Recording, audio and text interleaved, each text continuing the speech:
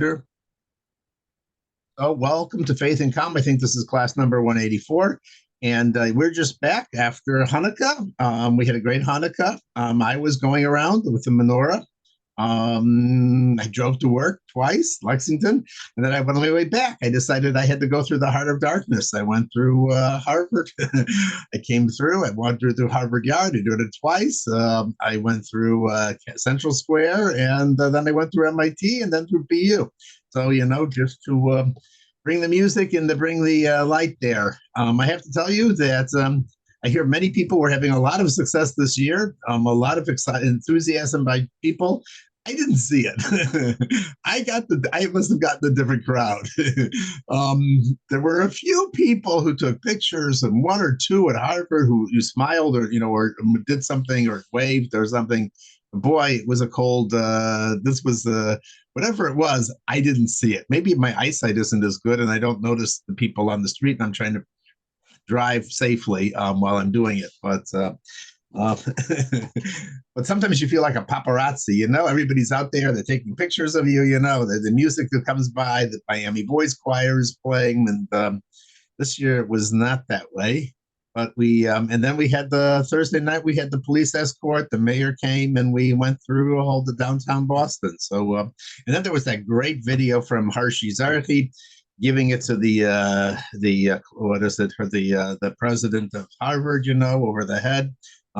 He did it very nicely, very elegantly. He just basically told her, it's like Harvard does not have is not protecting us, and you think everything is good here, it's not. So that was a very, very, very powerful message, and I think that's a good way to deal with this kind of stuff. She was, doing the blah, blah, blah about Harvard, respects diversity and all this other kind of stuff. But the fact of the matter is, if you're Jewish, you're in fear of walking on the streets of Harvard, and your menorah can't be be left out overnight. So, so how is Harvard, and the other universities don't have that problem. So, Harvard has a problem. Harvard has a problem, and MIT has a problem, and it's a battle, and that's our part of the battle. It's our part of our mission, and our mission is to to provide some of the ammunition here. It's a little different than the battle that's in Israel, but nevertheless, it's an important part of the battle, part of the mission, and part of our challenge. So along those lines, then I thought that I would talk about the parsha again, and there's a great lesson in this week's parsha. Um, we have Yosef, and Yosef is a very, very, very, very interesting character. There's nobody who cries as much in the entire Chumash as Yosef. He's a very soft. He's a softie. He's not Mr. Tough. He cries, probably cries when he's captive. The Medrash certainly says that he went to his mother's grave. He escaped from the Ishmaelites while they were dragging him down to Egypt as a slave, and he knew what slavery meant in those eras.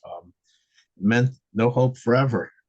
There's no appeal to the Supreme Court. You're there, and you have no life, you have no family, you are finished for the rest of your life. You're just an object of an object that's sometimes fed, sometimes not, and beaten and treated cruelly. And so he knew what it was. He was crying on his mother's grave, and she said, and they took him, they grabbed him away, and they took him down there. So he cried there. He cried certainly when he when he saw his brothers, and he saw that they were beginning to repent, even though they hadn't completed their repentance. So he sent them back to Egypt, to Israel, to Canaan, to get their brother. And when they came back down, he cried when he saw his little brother Binyamin, and he cried when he revealed himself to his brothers. So he was a softie. He appeared hard. He appeared hard to his brothers, but he was a softie. And the other thing is, and then Rabbi Y.Y. Jacobson, who's named Yosef Yitzhak, who really gets into Yosef as a character, brings out the fact that Yosef Yosef is also a cheery guy. I mean, he's in a prison, he's in a dungeon. Then it's not a nice life, and he was slandered, and he had no friends in this world, and his only family was thousands of miles away, and on top of it, the only person who cared about him was his father. His brothers, in fact, hated him. I mean, it was not an easy family to be part of, and you know, and there's anybody who should be feel bitter because of how he was treated for doing what? For wearing a coat. I mean, what did he do wrong? He had dreams. Okay, fine. You know, I mean, this seems like a very unfair life. He was not treated right in life. And then the one time he tries to do the right moral thing and get rid of that lady who's trying to proposition him, you know, he ends up not being rewarded by God, but by being thrown into a pit. He should have been very bitter. He should have been a very upset person. He should have been mad at God. Why did you treat me this way? Why did you give me this life? Why can't I have a life like everybody else? Why do I have to be the Corbin? What? Yeah. Okay. Whatever. That would seem, if you read the story, that's how you would think that's how a psychologist was studying this guy's story. He would probably say, right, what would Dina, what did a psychologist say about this kid? What was his chances of turning out halfway normal, you know, after what happened with his family, and what happened with his brothers, and what happened with being sold, and for doing something that was morally correct, and then having this happen? What do you think would happen to this guy? What would he have been? And yet, on the other hand, he seems to always cheery. I mean, even in the prison, he asked the butler and the baker, he says, "Why are you zoafim? Why are you so sad?" And they could have answered him, you know, I think I've said it in previous classes. And yeah, what should we be doing? We're sitting in a prison, in a dungeon in Cairo, and there's no hope for us, and we're probably on death row. And what are we supposed to be doing? Dancing Kazakhs or something like that? You know, what are we supposed to be happy about? And why are you happy? So interesting. So that's what my point here is, that Yosef was happy. How did he manage to maintain his balance in a world that seems to be unfair, bad, and struggling? And the answer is given by Yosef himself. When he reveals himself to his brothers, he tells his brothers, "I am Yosef." Happens in this week's parsha. "I am Yosef, as my father's still alive." And at the end, he says to them, "Listen, says, don't you shouldn't feel bad." He's giving them encouragement. Says, "Don't feel bad what you did." Maybe you should feel bad. Maybe you should be digging it in. You should feel bad now. You see what you did? You know, I'm Yosef, you know. He didn't do that. He said, "Don't feel bad about what you did, because it wasn't you that sent me. God that sent me here. God sent me on a mission, and he sent me on a mission to save the Jewish people, and to give them a way to deal with the coming Egyptian exile, and to be able to provide a place in a homeland for them.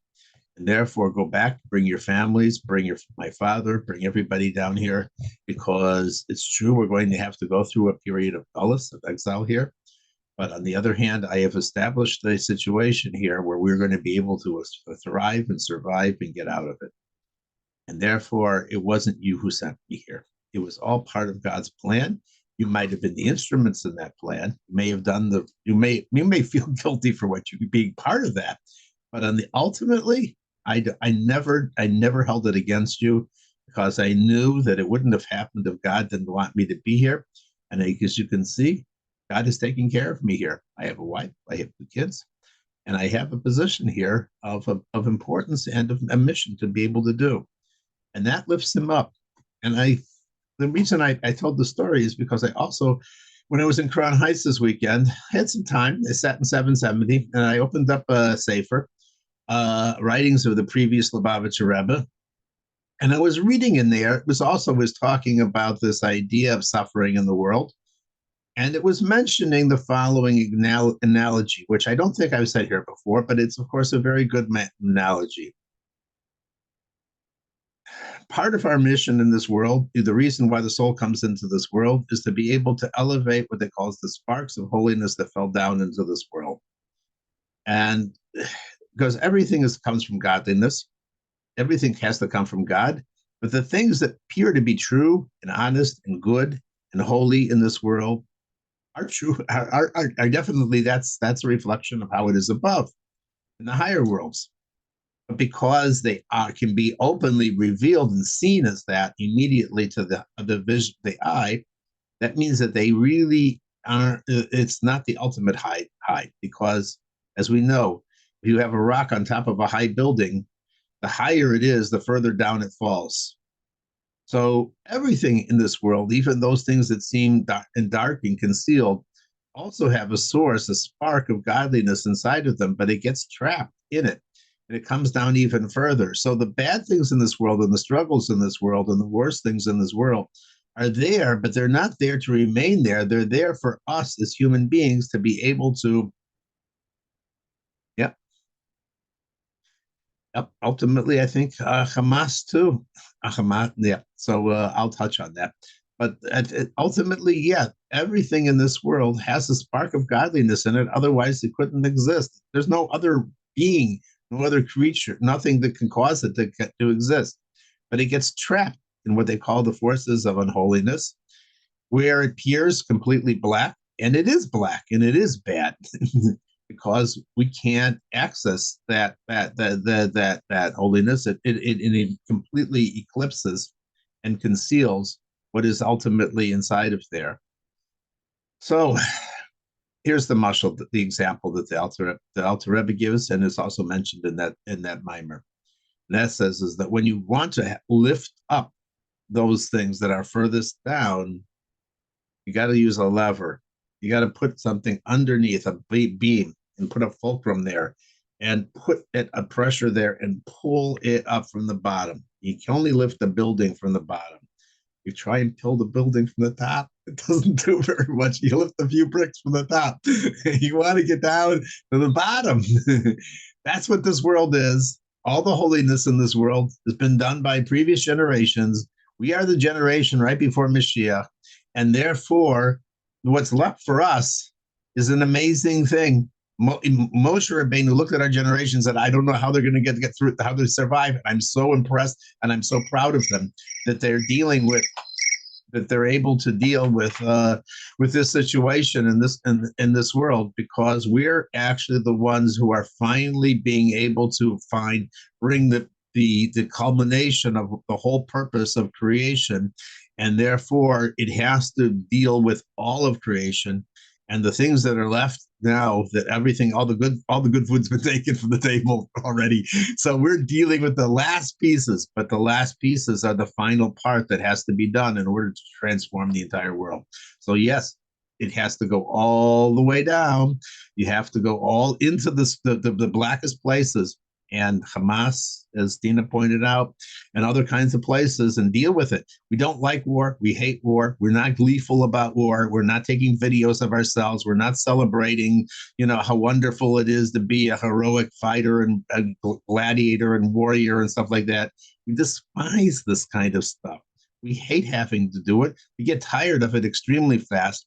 And they pick the right people to attack, because we just would rather just create music festivals and other kinds of stuff. We don't want that. But you know what? It's the mission. It's the mission. It's the goal. It's fine. It's helping the entire world. When we deal with this kind of stuff and we finally crush it entirely, it liberates the entire world from this entire myth of the stupidity. So yeah, we were the ones that chosen to do this. And interestingly enough, the Rebbe says the metaphor continues.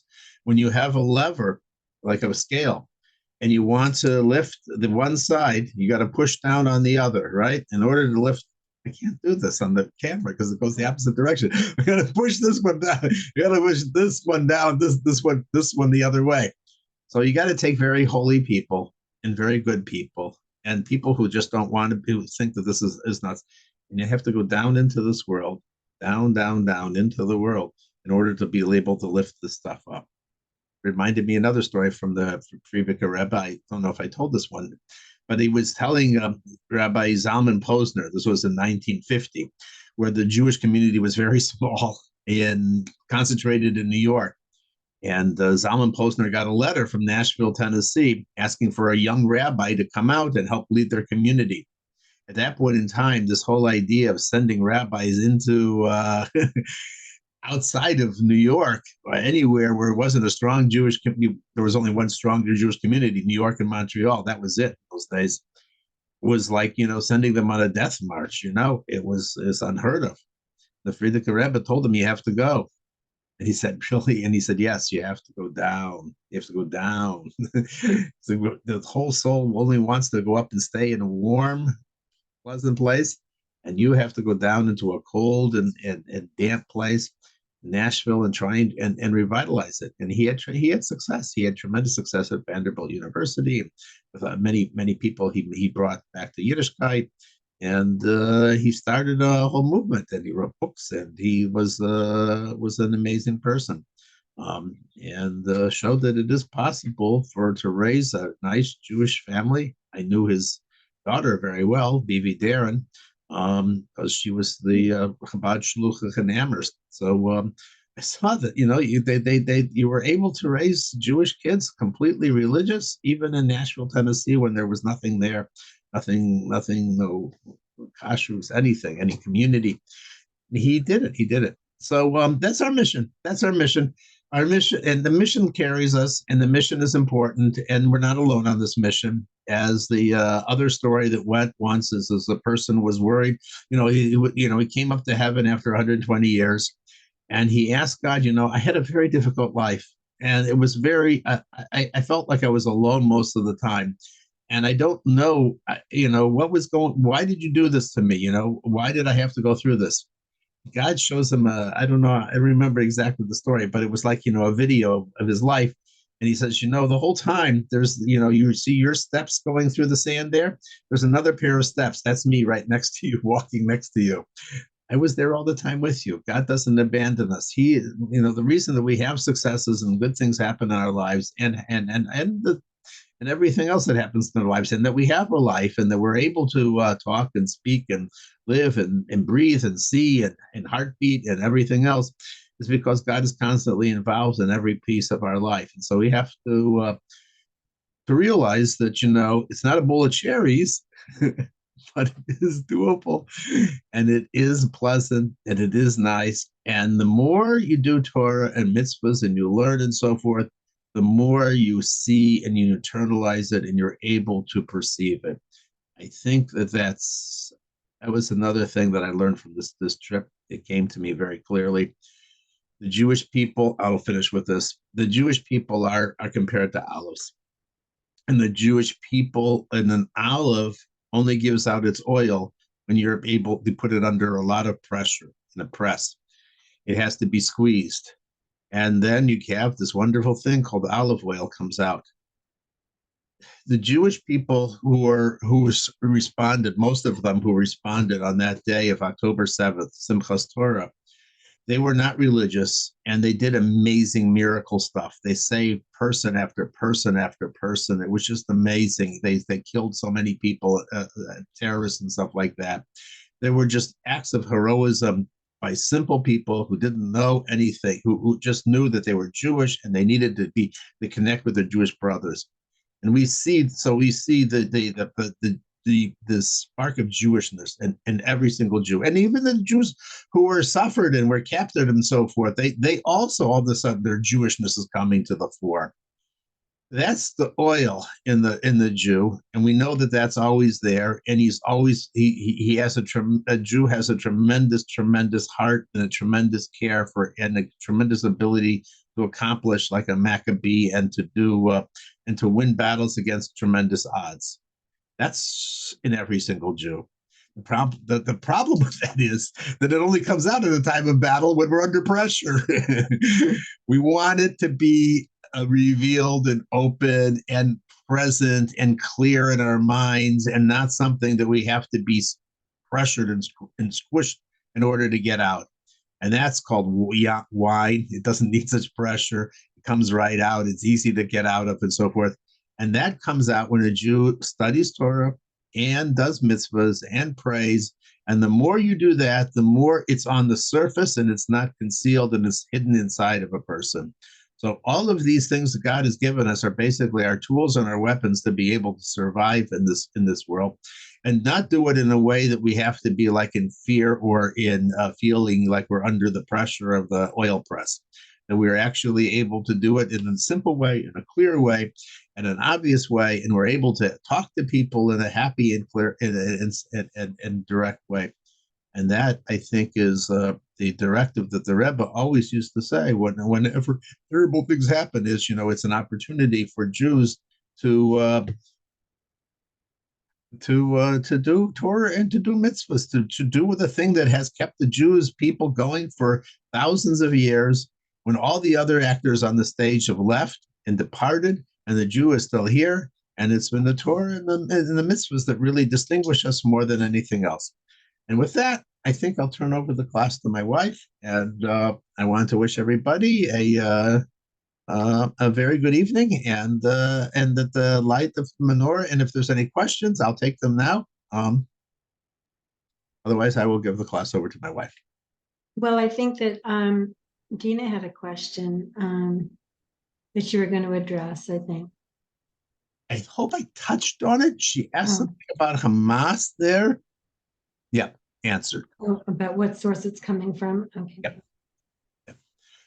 I don't know how things work in heaven and how things come down here and why it comes down in particular places and different things about that. That I don't know. I'm not a God.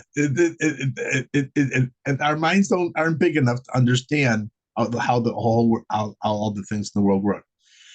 But we do know that if it lands in your lap and it's your opportunity to do something, then maybe you do have the power and the ability to be able to pull out this holiness that happens to be inside that particular thing. Oh, and Shalom Judas will try and answer that question. Okay, good. Good evening. Thank you. Yasher Koach. Very good. Okay. Hello. Hello, everybody. Does anybody want to say something before I begin? I'll begin.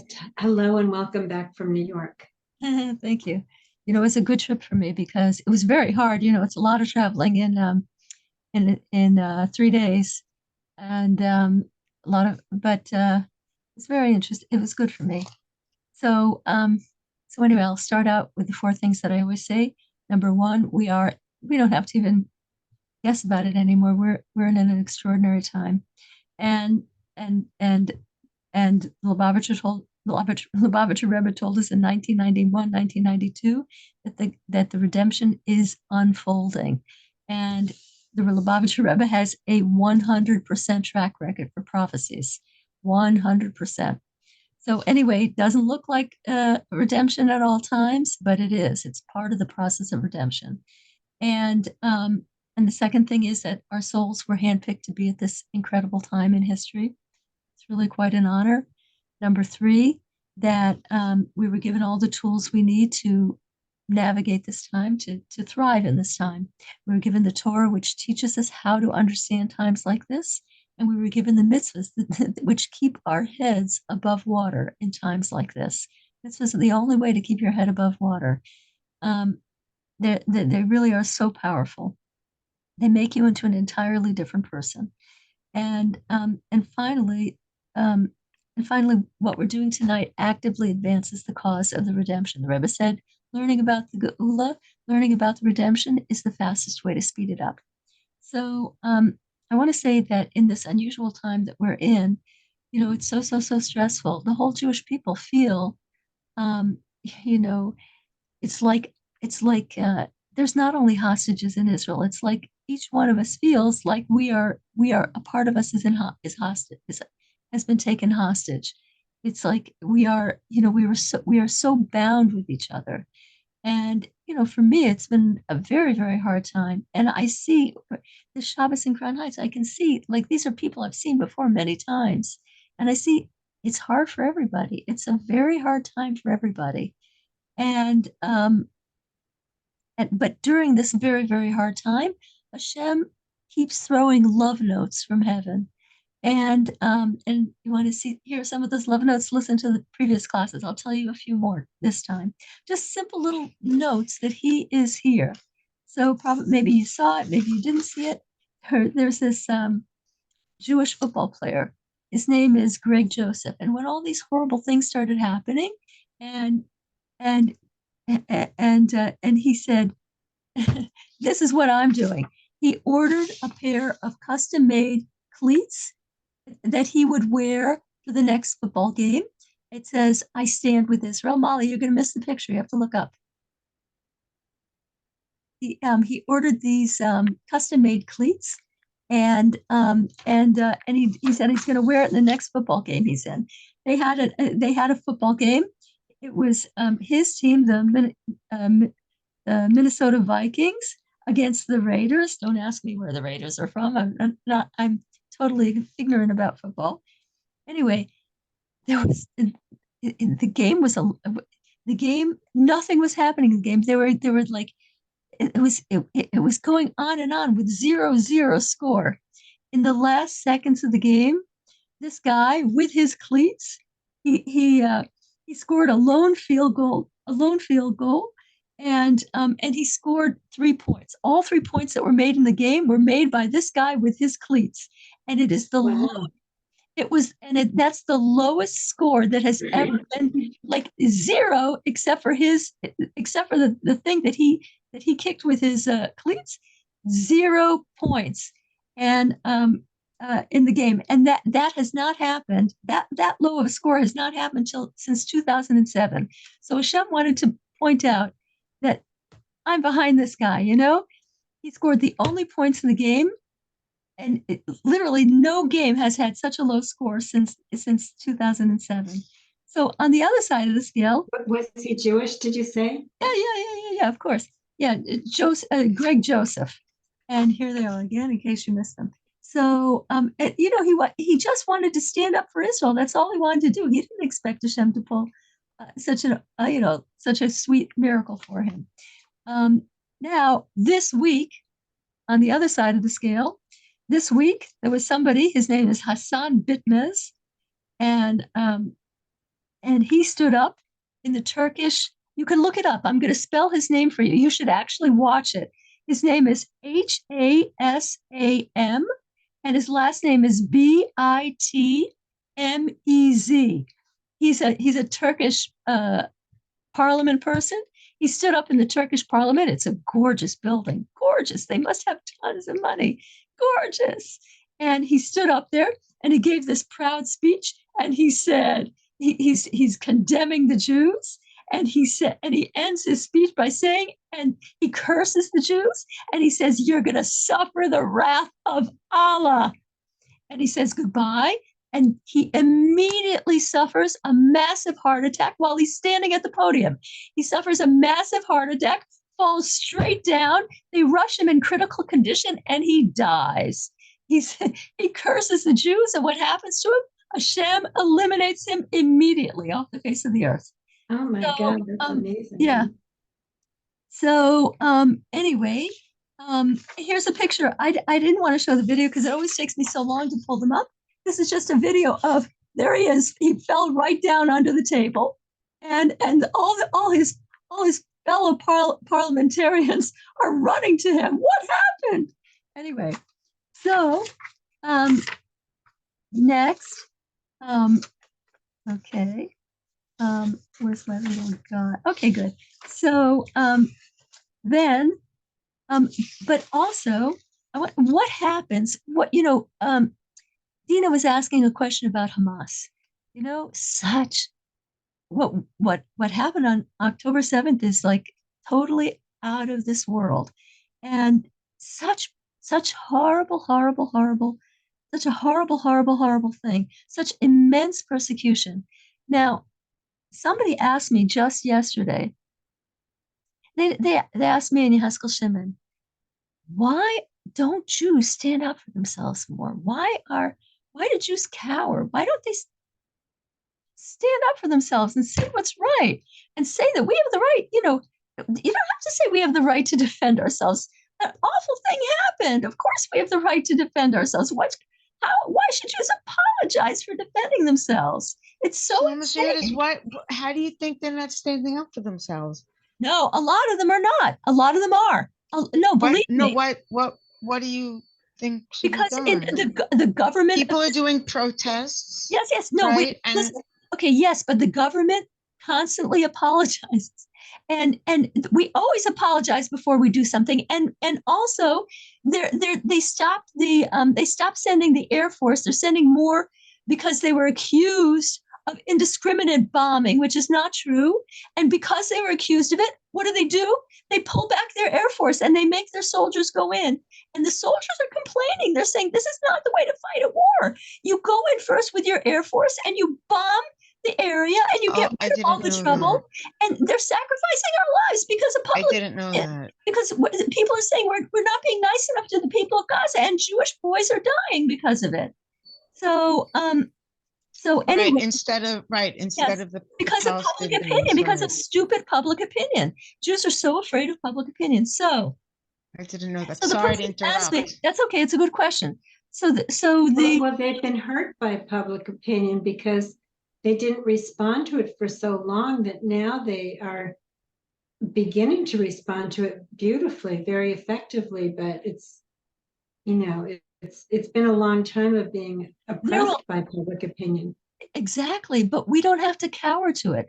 So the person was saying, why do we cower to it? And I didn't answer them, but I was thinking, it's normal that Jews cower. No nation in the world has been as persecuted as we have. It's crazy. We got out of Egypt. Okay, we got the Torah. The Torah predicted that the Torah predicts all this. The Torah says you will always be small. You will always be harassed. You will always, things are always going to happen to you until Mashiach comes. And we have had, Greeks, Romans, the Spanish Inquisition, Hitler. It's unending. And in the on the Pesach Seder, we say it. In every generation, they stand up to annihilate us in every generation. So it's normal. It's totally normal that a logical thinking Jew, not necessarily a Torah Jew, not somebody who knows Torah, they would think, what do we do? And they come up with two very, very normal solutions. One is assimilation. Let's just forget being Jewish. Let's stop acting Jewish. Let's be one of them. They can't object to us if we're just like them. That's the first solution. It's logical. And the second solution is let's be nice. Let's have a religion that we are nice. We're just so nice. And if people criticize us, we say, oh, yes, okay, we're going to change. We're going to change. So those are two normal responses they're two logical and normal responses. The problem is neither one of them work. Neither one of them work. The persecution continues. So what happens? This is my question now. It's pertinent to what's happening right now. I've seen it in my own life. What happens when the persecution gets relentless enough? When the persecution gets relentless enough, there is an opposite reaction. When the persecution is relentless, it brings healing. That's what happens. When a person oppresses you to a certain point, then all of a sudden it's like an olive getting squeezed, like Yehezkel Shimon said, and the pure oil comes to the surface, and you say, "No, I'm sorry, I don't have to do that," or I don't. Suddenly, the inner core of self-pride and self-love and love of being a Jew pops to the surface, and that's what's happening. That's what's beginning to happen all over the globe. I have a Shabbos guest. She was away for a few months, and she's not Shomer Shabbos. She doesn't keep Shabbos. She doesn't. She's very, very, very Jewish, and she loves being a Jew, but doesn't do the mitzvahs. Didn't do the mitzvahs, and I just found out today since October 7th she began being Shomer Shabbos. It's so normal. It's happening all over, and I want to show you. Let's try it. I'm going to try and share my screen. I think it's on the bottom now. Yeah, share screen. Let's try. First, I should. Can I tell you something? Yeah. My sister bought a chumash. Ah, you told me. That's so Oh, awesome. I did tell you? Yes. Yeah. Now, Okay. now she wants me to, I have to try to find her like some way to learn. She's like, how am I supposed to use this? That's So awesome. That's another sign. That's another sign. I, Your I sister call is Partners in another sign. Torah. That's awesome. Yeah, Yeah, yeah. I call Partners in Torah, but you have to figure out what she exactly wants to learn, but she's the Okay. one who Here told we me go. about I'm Bracha's go- class. Okay, okay. sorry, Can I'm we talk about sorry. it afterwards? Okay. Now, Sure, sorry. oh, can you see it now? You see this picture? Can you hear? Yeah, you see the picture. So anyway, Yes, we could see it. Yes, we could okay, see it. good. So, it used to be a Jew didn't wear anything. In a big state event, a Jew wouldn't wear anything to identify themselves as Jewish. They're so interested in assimilating and passing. Passing as one of the, hoity-toity people in the world and high culture people in the world. So who is this? This is I forgot his name, but this is here he is. He's the chairman of the Jewish community of Finland, and he's at some kind of reception. And what does he do? He's wearing a he's wearing like this necklace with the names of, I think, the names of hostages, and her entire dress has the names of all the hostages. His wife's dress has the names of all the hostages. Jews are standing up. We are not going to forget that we have hostages. We're going to, to a state event. That's what they wear. So let's stop. Let's stop share. Okay, good. Hey, it worked. So proud of myself. Okay, good. Now, so the title of the class was "How do we solicit a miracle? How do we get miracles? How do we pull miracles down?" And one of the ways is what we just said, by standing up as a Jew, by allowing that bit of oil to come out of you. That no, I no, I see in myself this persecution. It's had two effects on me in the past. How long has it been? It's been more than a month, right? And October 7th to 12 to it's almost 2 months. So yeah, how long has it been? Yeah, October 7th to December 18th. It's more than 2 months. So in that time, two things. It's harder to be happy because a part of my people are suffering. I have to work much harder on myself to be happy, much harder. But on the other hand, there's a new thing growing in me. There's a new, a new resilience growing in me. There's a new pride growing in me because of this attack. And I think that's an awesome thing. I welcome it. And I also read something, Shalamis. yes, I don't know if it was on a Chabad website or where, but that heaven mirrors how we think, and so that what how we think is what happens above. So if we want to attract good things, we have to be positive. Is yes, that what do you know about that? yes, yes, yes, absolutely. I mean, I do that all the time. Yes, absolutely. This is something slightly different. I'm just saying that I'm sure Hashem is happy with it too. But it's like not only being happy with life, but self-love. There's like, all this persecution for centuries makes a Jew a tiny bit not like themselves, or maybe they don't like something about themselves. And somehow persecution, when it's relentless enough, it causes healing. It does the opposite of injuring. It causes healing because all of a sudden the Jew in you, boom, comes to the surface. And I've seen it in different ways, in different ways in myself. I'm more, I'm growing up a little bit. And so another way to solicit miracles is also um, simply bonding without question with every other Jew. I said it in previous sessions, and I'll continue to say it. Bonding unquestionably with every single Jew, especially the Jews that you have trouble with, like somehow finding a bond, writing down all, what's very helpful sometimes is writing down every positive thing you can think about that Jew, making a huge list and thinking about that before you interact with them.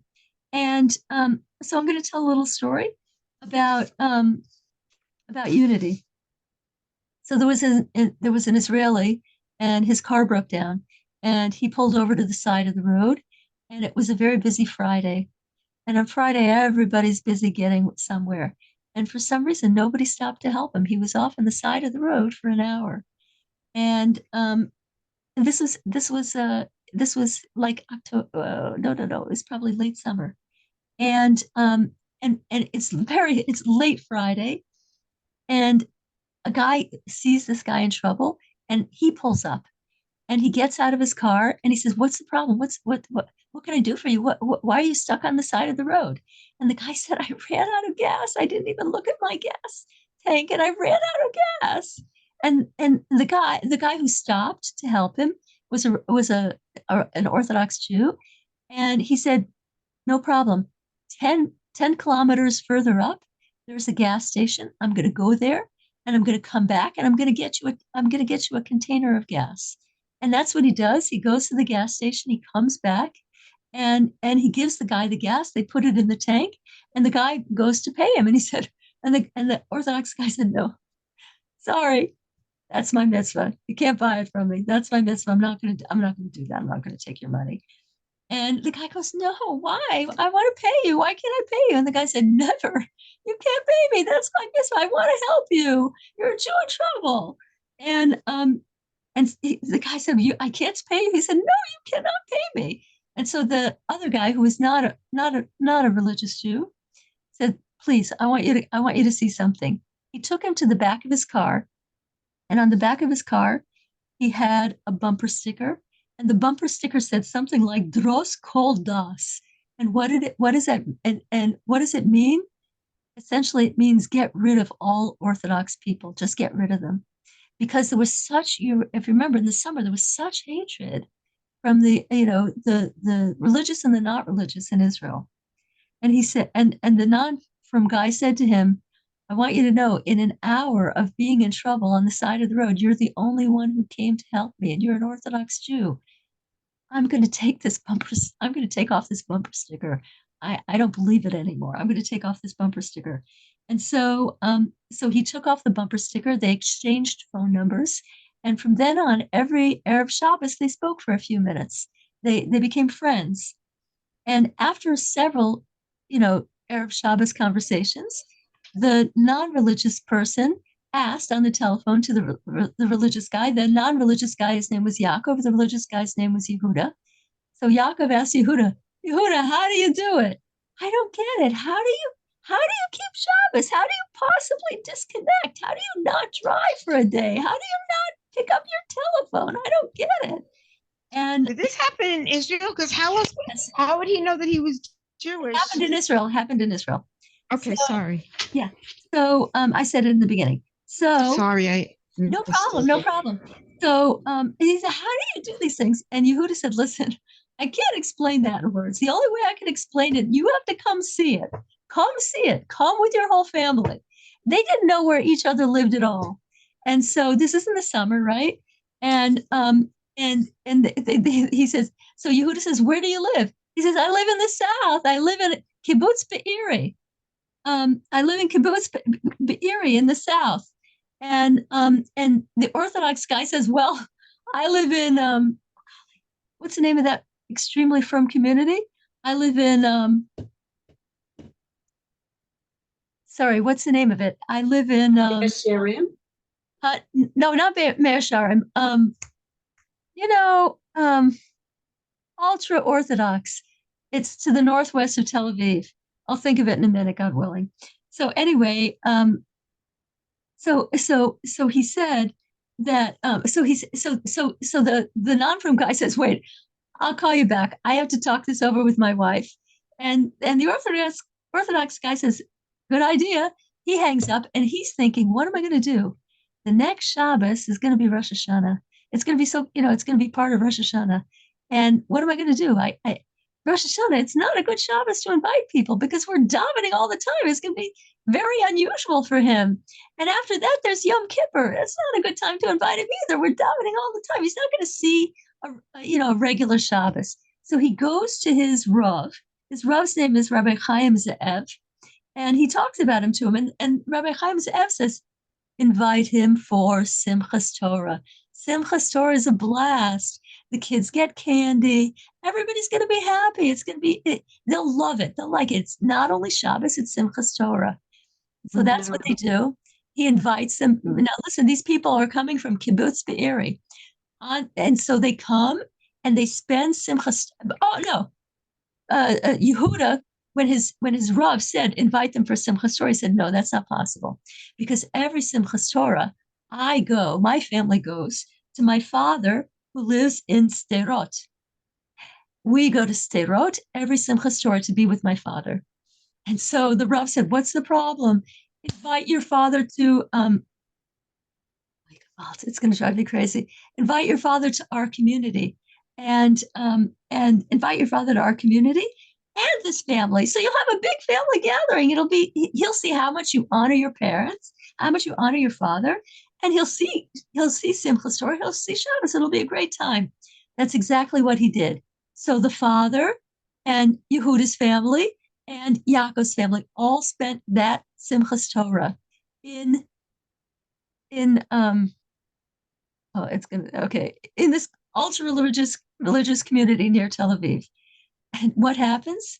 It saved their lives. 3 families, not just one family, 3 families were saved because his father's house in Sderot was attacked. Their own house in Kibbutz Be'eri, which was completely decimated, that their house was attacked. And his family was supposed to go to Sderot to be with his father.